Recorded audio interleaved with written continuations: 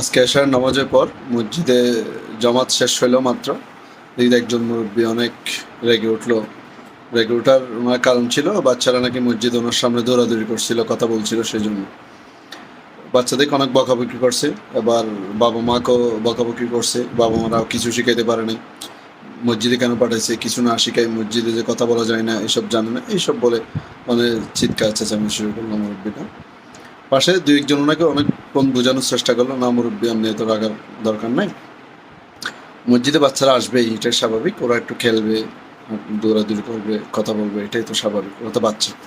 না, মুরব্বী কোনো রকম থামে না, আরও উচ্চ স্বরে চিল্লাচিল্লি শুরু করে দিচ্ছে। পাশে দুইজন দেখি যে প্রথম যারা বুঝাইতে চেষ্টা করলো তারা একদম রেগে উঠলো মুরব্বীর উপর, মুরব্বীকে অনেক ঝাড়ি দিল। দেখি ঝাড়ি দেওয়ার পর দেখলাম যে মুরব্বী ঠিকই ঠান্ডা হয়ে গেল। তাহলে ঠান্ডাটা প্রথম হয়ে গেলে মুরব্বী মানুষ, একজন স্কুলের সাবেক টিচার উনি, এত বকাবকি